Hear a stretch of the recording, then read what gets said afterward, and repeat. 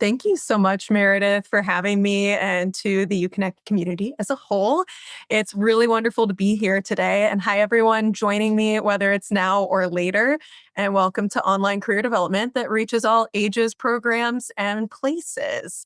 I'm so delighted to be in a virtual room full of career development professionals today because it's such a unique space that we occupy. And particularly in the online world, it's always a joy to get people together who are exploring this concept of how we reach folks in the online spaces and ways that we make this field even more effective and connected for online learners. So let's get started. Meredith did a brief introduction there. Thank you for that. My name is Amy Ballard. I'm the online career coach for Eastern University. And I'll share a bit about my story today, but my background actually does not come from the career services world. I started this role in January of 2025, and my background instead comes much more from the adult education and professional development world. And I'm an educator at heart, and I bring that into my practice as a career coach. And I've seen that across many of you that I've interacted with through different organizations and also in the Career Everywhere community, that's a value of many of our practices. And so I felt very at home drawing that into the career development space. I myself am an Eastern University grad twice over, but I came back to the community a year and a half ago to fill this role working with our online students. And I'm excited to share with you what I found building this from the ground up. So today I'll start with a little bit about Eastern University and our online students. And then I want to get into something that I believe we'll all be able to apply in different ways to your unique populations and needs in the online space. And that's about what makes a good gathering online. And through all of this, I'm going to be sharing some of my own successes and flops and growth and learning. And I hope that I'll be able to hear some of yours as well. So feel free to use the chat and of course the Q&A at the end so that we can connect on some of those spaces. So I want you to start with me by imagining that we're in a lake. It's a very beautiful, clean lake. So imagine the best lake that you can in your head. Maybe you have one that you particularly love. And while we're out here swimming in the middle of the lake, we're given the task of building a dock. This proverbial lake is where I started my work. I had joined a team who had done an excellent job of managing both online and our on-campus content and appointments and needs over the years with a very small team. And as I joined as a new position as the online career coach, it became very evident that we needed some new systems and supports. And so I began to envision my work as this lake of online learners and all of our programs where it was all there. I had to find a way to bring it together. And it became my main goal and task to provide a career development landing space for our online learners and to connect with other docs that I could spot in the lake. There was a lot happening here, and yet it felt a little disconnected. And so part of the central theme that you'll hear today is really making those connections to make a meaningful program for the adult learners. So with this, just a little background about Eastern University and what we're working with. Eastern University is located in St. David's, Pennsylvania, which is just outside of Philadelphia. So we have our on-campus population, and then we have very robust online programs that are continuing to grow. Eastern's a nationally recognized Christian university, and we're rooted in faith, reason, and justice. So that's the mission of the university, and it informs the kind of content and education that the students are getting in their courses, both on campus and online. And also forms a unique identity in the types of careers and interests that Eastern University students gravitate towards from that learning. We are approaching 10,000 students. So I mentioned that I'm an Eastern graduate, and when I was a student, it was a much smaller school and has grown exponentially over the years.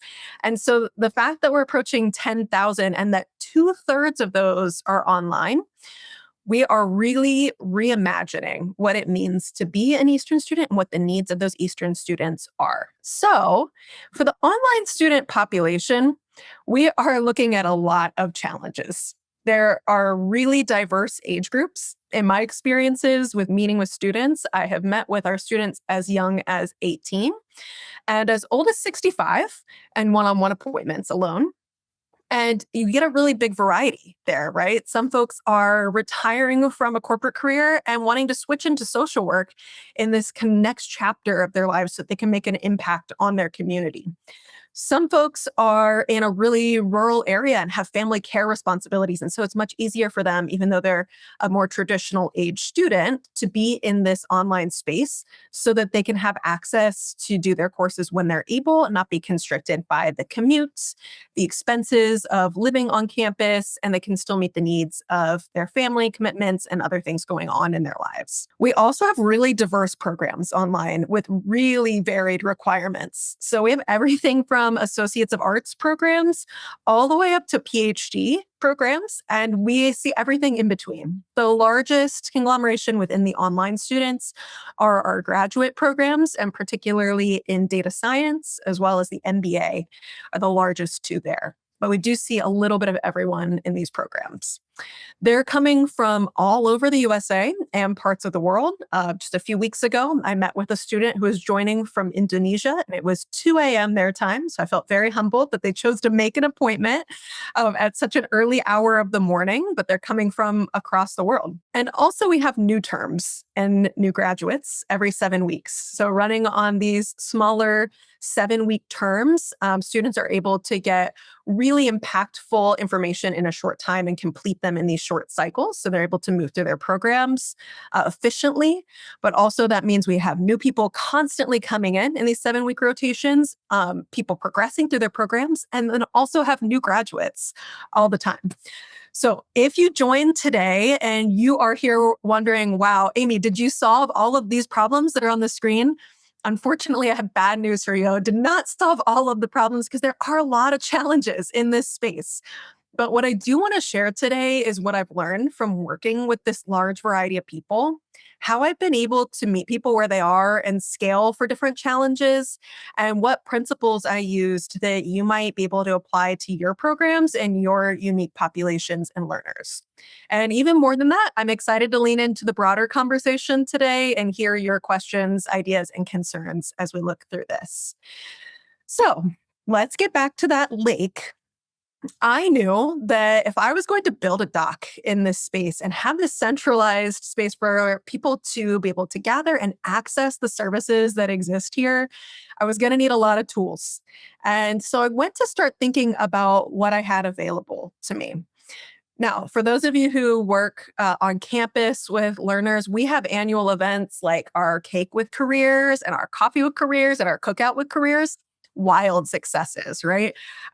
However, I did not have the food to fall back on for engagement, and that's hard for me. I really love to feed people. I love to be a host. I love to engage people in that way. So I had to really fall back on what did the adult students who were on these online programs, who had other responsibilities, who had different ways of engaging with the community, what did they really need? And what were their main interests? So I started by looking at my own experience and my own tools that I was bringing with me into this field. And I want to share some of those with you today. So in the world of career development, I found that I had a lot of adjacent experiences. In working in adult education, I had formed a lot of philosophy around what it meant to be an educator and a facilitator. And I also had a lot of experience with thinking about the different ways that students have unique needs from a trauma-informed lens. So I brought a lot of those different pieces in with me. As we say in our office, being a career changer is like a gift with purchase to the employer. They get your old experience and expertise as well as what you're bringing into the current role and the things that you're going to be completing there. And so for me, I was trying to lean into my own career adjacent move, right? Moving into specifically career development education. And though it's not as dramatic of a shift, it was going to let me use some of this previous knowledge. So just to give you a picture of my background, my own background was really the foundation for what I was thinking about. I'm thinking about working in adult education, having worked with adult learners who are bringing a wealth of experience and also a wealth of strengths and also all of the things that they're balancing in their lives, right? any one of us could be thinking about our own experience being a learner. And by the way, as an educator, I always recommend that anyone in an education space always puts themselves in a learning space too, so you can remember what it's like, right, to be a learner and the challenges of that. But we know that everyone's bringing a number of different things with them. I'm a working single parent myself, and I know that every experience is never just as simple as you enrolled in a course and you need some career development. You're bringing all of your life with you to these experiences of being a student and of thinking about your next steps. And for many of us, time is limited. So, drawing on the people that I've gotten to know, the experiences that I've gotten to know, early career and some social work, doing some adjunct teaching, both at Eastern and in community colleges, professional development facilitation that I've done, all of these really informed how I was thinking about the needs of adult learners. I also went back to my old friend Malcolm Knowles, who invented the idea of adult learning theory back in the 80s. And this theory was used to think about what we know about adult learners and what they're bringing and what they need in a space. So these 5 assumptions of adult learners, of course, can each be nuanced in very specific ways for the people we're working with. But I love leaning back on these because they remind me of who I'm working with. Right. These online learners who are coming from this adult space, whether it's from their, age and responsibilities, the place they are in their career, they want to know the why behind what they're doing. Why does this matter? How does this impact me? Why should I know this? They're self-motivated. They want to develop their skills. They're bringing in their own knowledge and experience, right? We're not starting absolutely fresh with this. They have something to build on there. And really, with the right tools, they can self-direct. They have their own sense of self-concept, and they can use that to further their own education and own understanding when provided with the platforms and tools to do that. So I brought these basic principles in with me. The other theory that I want to point you to that I thought was really impactful in designing events and designing this online space is Priya Parker. If you're a Priya Parker fan, put it in the chat. We love to see other Priya Parker fans out there.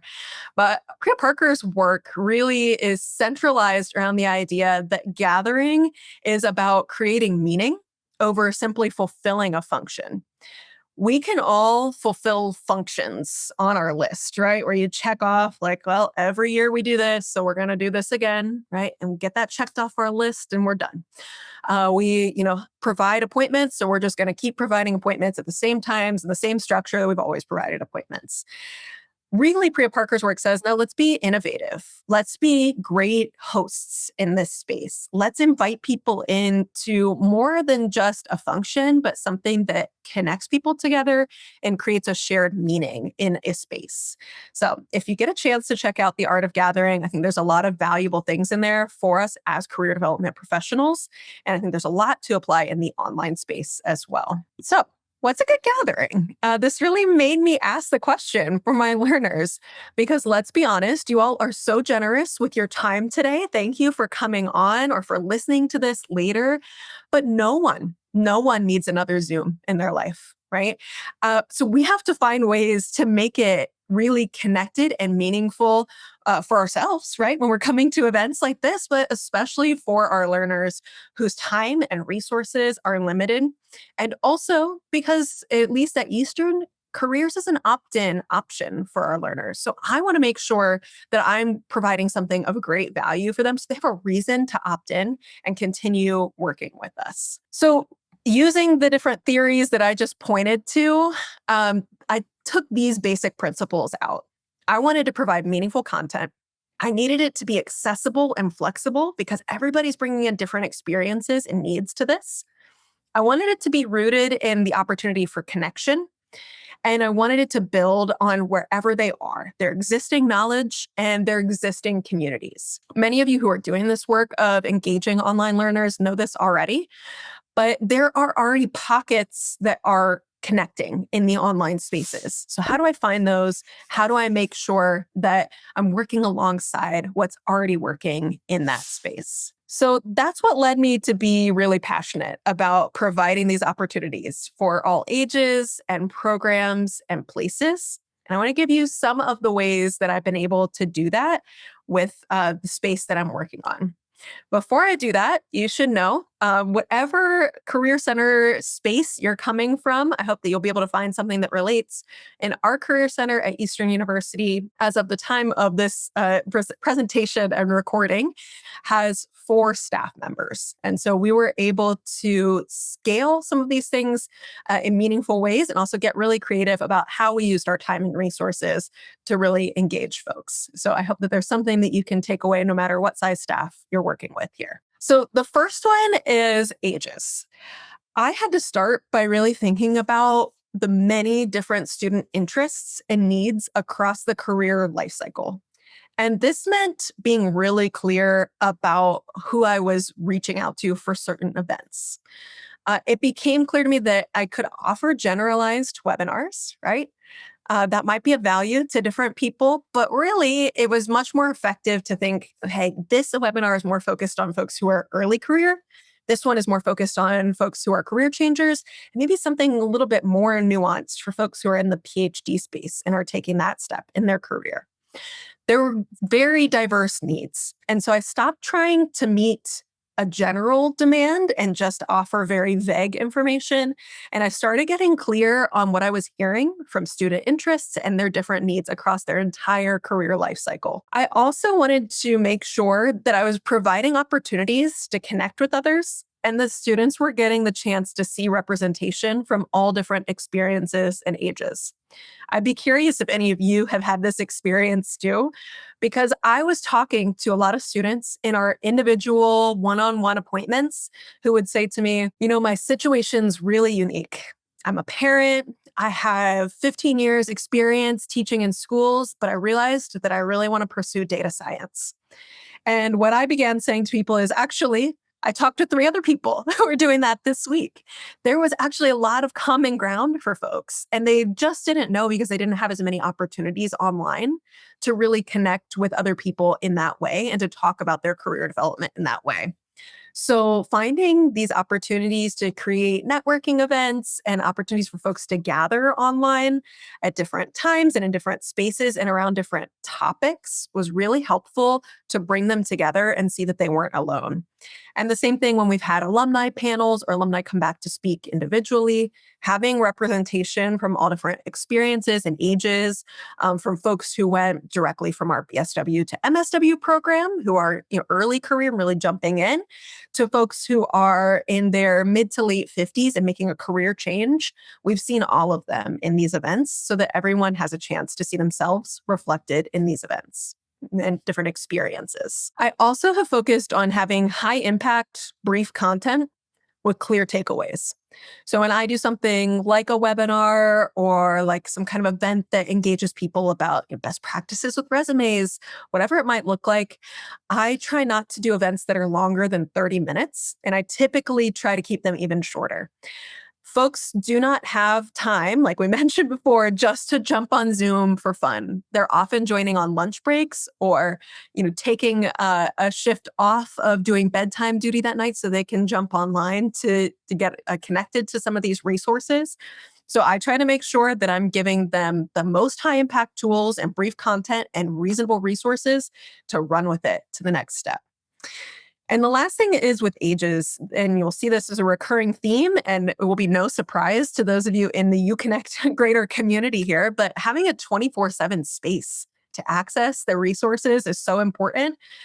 For those of you who use the UConnect platform, you may see similar to us that folks are accessing it at 3 a.m. And we're not online at 3 a.m. I'm sleeping at that time, and so I'm not taking appointments. So it's great when we have a 24/7 space that folks can really access with that. For our programs, one of the biggest takeaways that I found is that partnering with academic programs directly is the best way to get a hold of students who are online. When I gave you the imagery of the lake and building this dock, I mentioned there are other docks out there, and I started to find them. I found out that our MBA program does a monthly get-together that already draws in 50 to 75 students on a regular basis. So partnering with that program to be able to offer some career development really impactful, right? There's already a built-in audience, and here are folks who maybe haven't heard about some of the resources that are available to them through the Center for Career Development. Same thing with just thinking about how to partner with particular departments on their needs and what their students are looking for most. So when I came on to this role, data science is our largest online program, and the data science department said, how can we work together to answer the most common student questions? And so we really realized very quickly that I was taking a lot of one-on-one appointments with students answering their same questions over and over. And I said, what if we could turn this into an event where everybody could get this information in great detail and we could record it and put it online to let them know about one of the most common, frequently asked questions. And then everyone would have access to that within the data science program. So if someone's asking their professor, their advisor, they have access to send them that information really efficiently. This led to the Data Science Projects webinar. The very first time that it launched, it had over 230 registrants for the event and had over 50% of them join live and a number of them join the recording later. And so through that, we were able to take what would have been many one-on-one appointments, which is very time consuming for a small staff, and really scale it out. And it's something that I now offer on a regular basis for that program, since again, we have new students coming in all of the time. And it's still one of our most common, most frequently asked questions.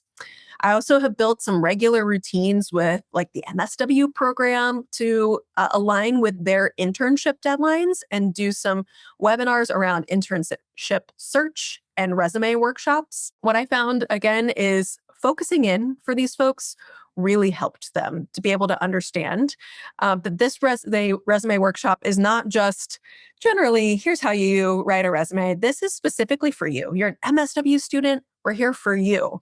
And that really opened the door to have those more intentional conversations, right? With folks who do want that one-on-one coaching and to provide access to that for them, but also to answer the general questions that apply to this specific major and thinking about their most common questions in a space that feels really aligned with their needs. We're also developing some more asynchronous resources for programs like the Psychology BA program. Because their learners, we found it was very difficult to find times that worked for everyone. Many of them were currently working multiple jobs. They had families, they had different responsibilities. And so, though it became very difficult to gather everyone together, we were able to provide some really high impact asynchronous resources that were available to the psychology students around things like internships and finding their next steps. It's also been really impactful to be on either side of the life cycle of a college student. So connecting with admissions, making sure that folks coming in each 7 weeks are getting information about the Center for Career Development and connecting with alumni to make sure that we're meeting those alumni needs that we serve. And also alumni can see the great work that's going on with students. All right, the third element here of places, right? It was so essential to get a central space to find connection here. And huge shout out to UConnect. Hi, Christina. It was great to work with the whole staff here to be able to really build that space and have a really centralized space for students to actually access what we have available to them and find an inroad to connect with a real person.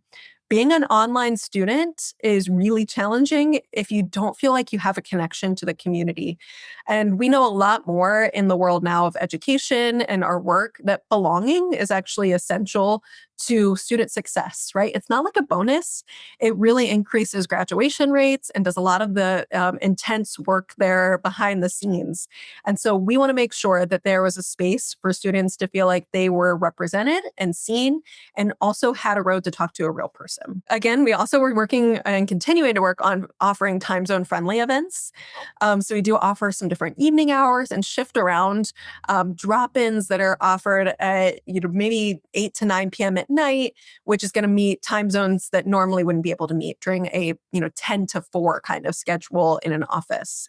And so really thinking about how we're varying those and what's worked best for our students.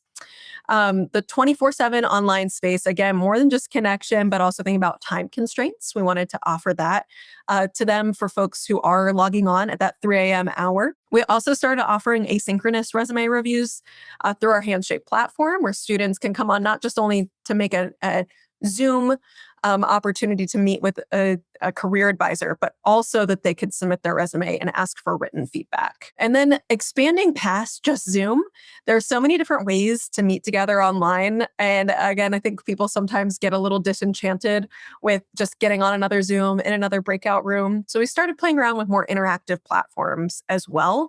One that we use currently is Gatherly, and thinking about ways that we can make it a little bit more gamified and fun for people to gather online. So to kind of bring us to the end here, how do we know what's working and what's not? Like many of you, this is a continuous process of gathering data, figuring out what makes the most sense, and figuring out really what is not working for our learners.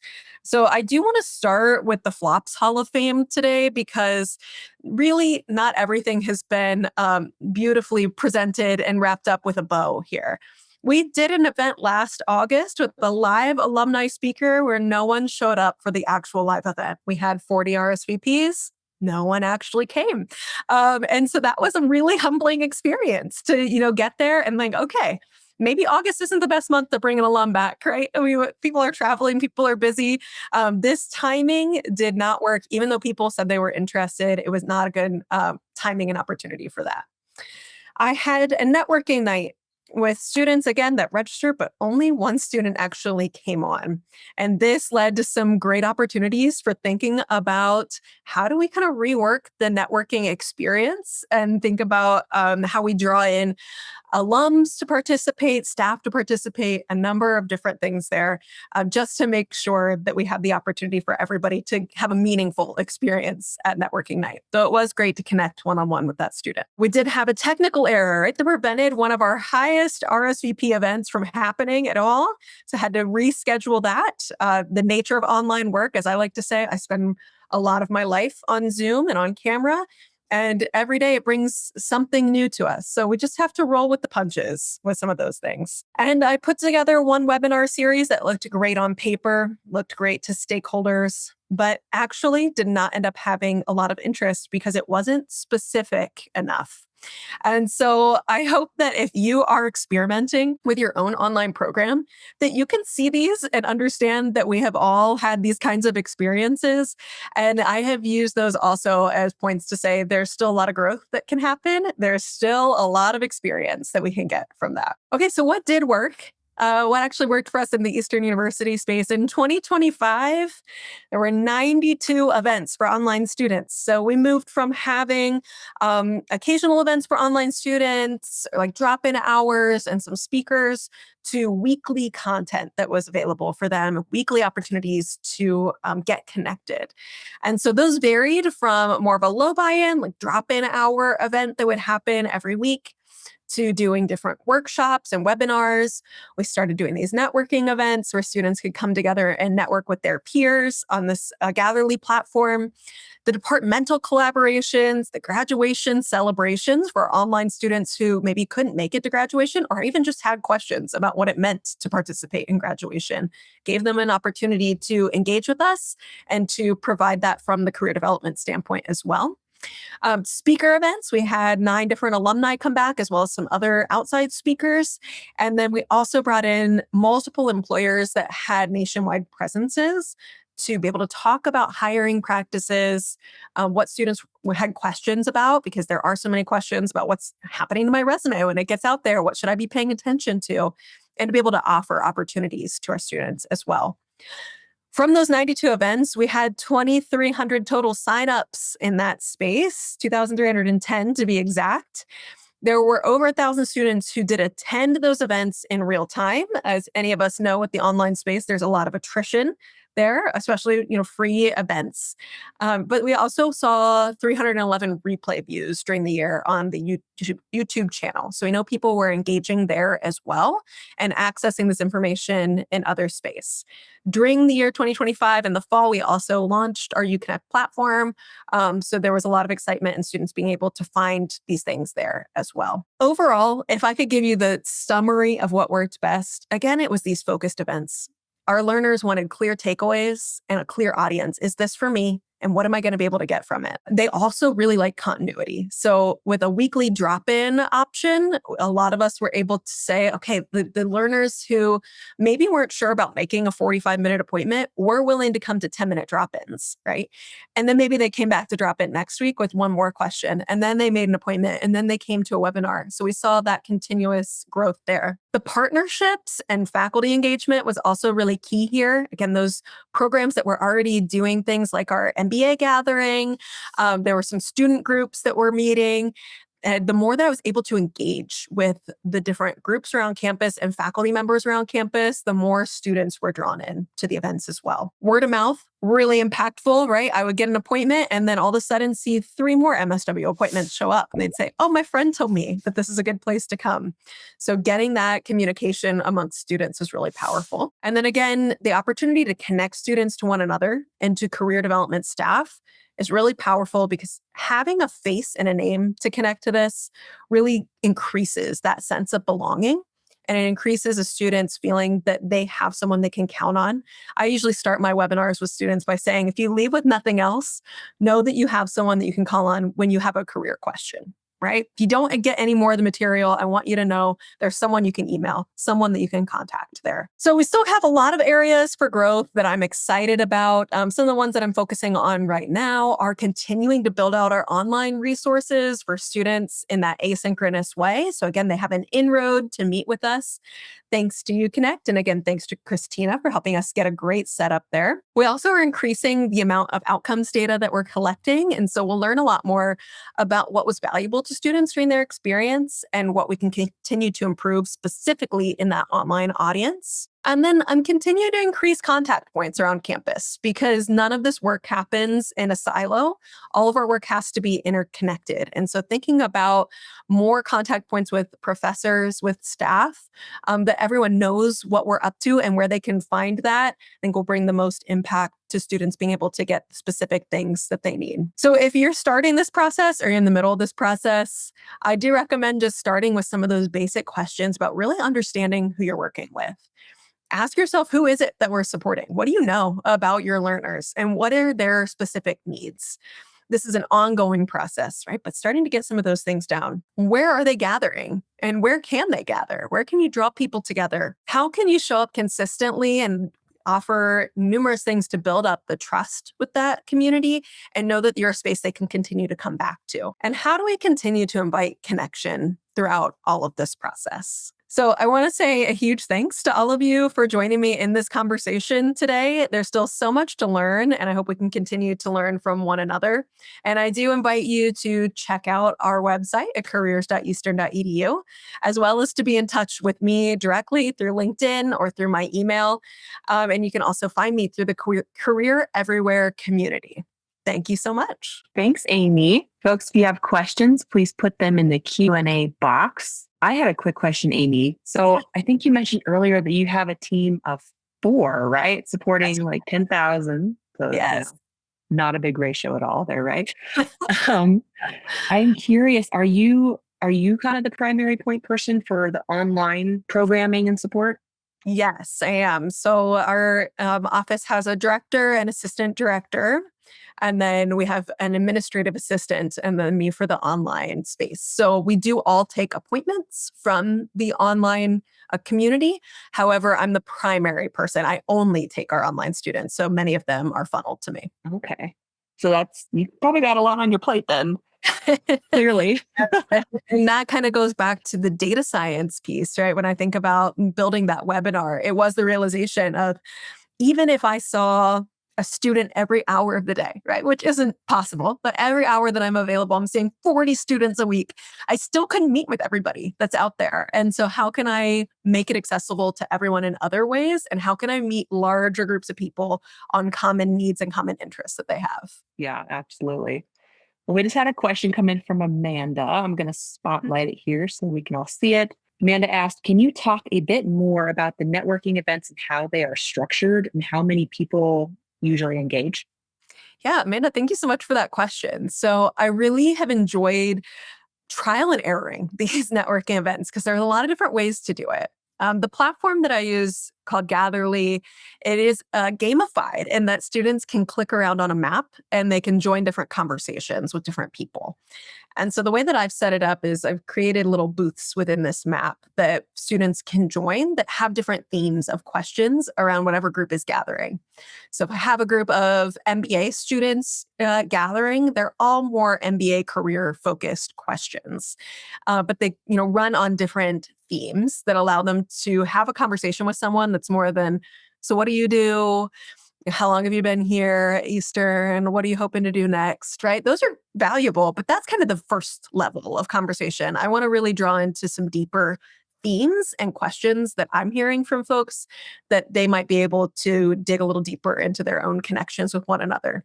So I generally structure it as welcoming everybody into the space and giving them kind of a tour, because it is a space that they don't generally use on like a Zoom or another video platform. And then allowing them to move around to different spaces in what I call networking blocks. So I usually do about 10-minute blocks and then come on to do an announcement like, thanks so much for meeting this group. You can now switch to another group and meet some more people, and allow them to have some freedom to stay in the room if they'd like, to continue that conversation, or to move somewhere else and have the opportunity to meet multiple different folks. I've had all different sizes of events. The largest one that I've had so far with networking had about 50 to 60 people in it. That's about average, I would say, for interests and signups, the people who actually come. But it's been, even the smallest one that I had that had like 10 people at it, I had people emailing me afterwards being like, that was so impactful, right? And so I still see it as this impactful event to say, even if there's a smaller group, when they can still find something valuable there, again, that peer-to-peer word of mouth is really valuable, and the way they continue to share that with others and that impacts their personal experience is valuable. Cool. I will mark that one as answered. Next question is from Shannon asking, what is the process you use to keep content relevant and fresh so you can compete with other online tools like AI or Google that people use for career advice? Good question.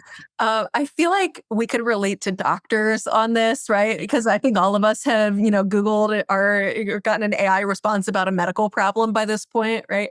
And you're asking all the questions and you self-diagnose before you even go in to see somebody. And doctors, I know, have frustrations around that from everything I've heard. So I think sometimes I feel the same way in the career advice platform. Like, well, I asked ChatGPT and this is what they said. I can, like many of you too, also spot a professional summary written by ChatGPT from 5 miles away.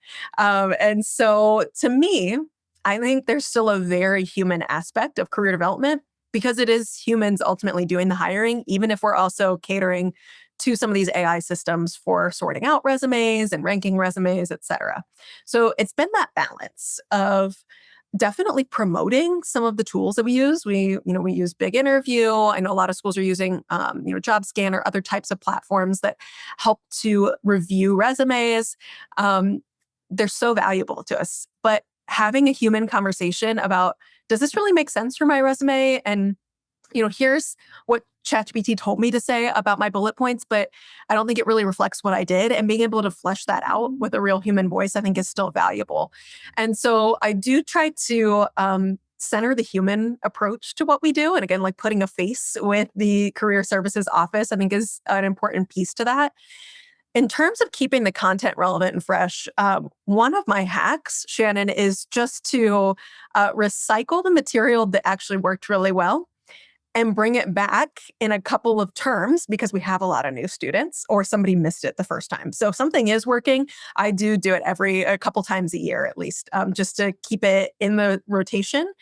And then also just paying attention to, again, the questions that are coming up in my individual coaching sessions, what other coaches are hearing, what I'm seeing in question boards online, what professors are telling me they're asking for in the class.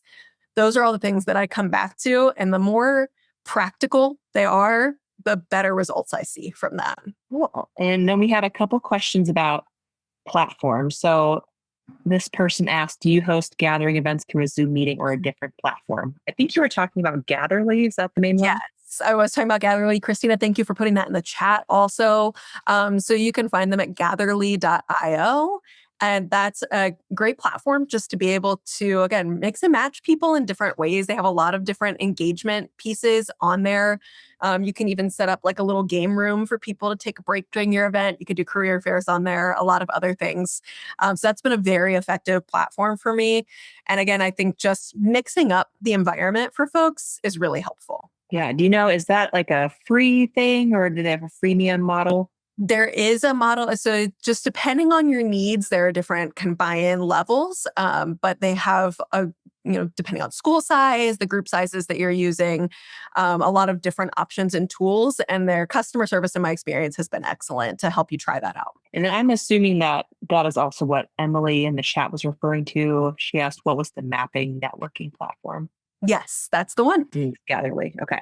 All right. Any other questions from folks? Feel free to drop those in the Q&A box. So we just had them pop in. All right. I got a question from Ruby. Could you describe some successful ways you're leveraging your UConnect website to see higher student engagement online? Yeah, so this is a continuous project, as I'm sure all of you know who have a UConnect website, of thinking of what are students needing and asking for, and how do we make it as clear and obvious as possible. I was just talking with Christina about this a little bit ago, but one of the first things that we did was just make a welcome to UConnect. Where do I go from here video on our main page to help people navigate and get to where they're going. One of the processes that I'm working on right now is making sure all of our career community pages have really specialized design resources at the top, in addition to the resources we tag, right? But here's, the most common 3 resources that we get requested from this particular area, and making sure those are really well mapped on there and connected. I do think that having the very clear, make an appointment option on our front page and making that one of the first things that students see has also helped to personalize the experience and engagement online, and directing folks there for our events and making that our main event page for everyone has really brought a lot more traction to that page, to our handshake platform as well, and really getting people in on that. Cool. And then I just dropped a link to Eastern's Virtual Career Center as well. The one with Thank you so much, Meredith. I want to peruse what Amy was just talking about. All right. Any other questions? I kind of have one too, while we're waiting for a couple more to pop in. You've talked about this a little bit, but I'm just curious if you have like a process for like distributing content that you record, or just like squeezing the most out of recorded events or sessions. I'm just curious how you think through that. This sounds like a personal question, Meredith. Is that right? We're doing so. I do have an interest in like content marketing and distribution. It's a continued challenge, right, of making sure it gets out there. So definitely, it's something I am thinking about right now, is making as many connection points as possible for the content that we already have out there. And so, like linking, we keep all the recorded content on YouTube. Linking that YouTube channel to as many pages on UConnect as possible, right? And then on our site, making sure that's available to people. Just kind of keeping it in front of people all the time and redirecting people back that direction. Something that's, on my considerations for the future is like, do we turn it into also kind of podcasted material so that people can, engage with it in different ways? Do we think about, adding highlighted videos to the front page of our UConnect platform? What will that look like for the future? So I'm going to send that back to you, and maybe we can have another conversation about that as well, because I think there's always room to grow there. Oh, for sure. I will happily geek out about that anytime. Thank you. That's the topic of this week's Career Everywhere podcast episode 2. Oh, excellent. Okay. Yeah, with Nikki Pebbles from CUNY. She talks about creating a content ecosystem. So amazing. I will be giving that a listen. Oh, Christina dropped a link to the video tour of your Career Center website or UConnect platform. Oh, you guys have. Thank you. Right. Any other questions? Because I'm curious, Amy, you just touched on this a bit, but what are some more of your goals for the future? What's on your vision board when it comes to engaging the online students? Yes, absolutely. Well, we're, constantly thinking about what are ways that we get new peer groups together? So I'll tell you, one of the things I'm trialing this summer is thinking about more than just like a networking event, gathering people together for a really hands-on peer-to-peer workshop to work on things like, how does my LinkedIn profile look, right? So doing some work together in live time and then getting a peer to give you some more feedback on, here's the update that I just made, and taking a look at other examples there. We're going to be trying out some of that for the online space this summer. We're also experimenting in, continuing that connection theme, bringing in more faculty, staff, and other people to participate in networking, alumni as well, because that really enhances that peer connection as well. I think so many people do want to get to know their peers, absolutely. But there's even more added value when they can talk to someone who graduated a few years ago and has experience in the field and can give them a little bit of advice within that peer group. And then also, the greater buy-in begets buy-in. And so the greater buy-in that we have from our faculty and staff on these events, and the more they can see what work is happening, the more our students are likely to also buy into that. Yeah, for sure. Well, I don't see any other questions. So I don't know if there's anything else you want to add, Amy, before kind of close it out. Well, I just thank you for all the questions that came up today, and for all of the feedback in the chat as well. If there's anything else that I can answer for you, do not hesitate to reach out to me, and I'll look forward to connecting with this community more. I think we all have a lot of ideas and space to grow, and so let's do that work together. Yeah, love that. Well, thank you everyone for joining us today. And thank you so much, Amy, for this great presentation. Lots of good stuff here. I know there are a lot of thank you messages in the chat. If you haven't seen them already, there was a lot of them. So, Oh, thank you so much to everybody. And Meredith, thanks so much for having me on.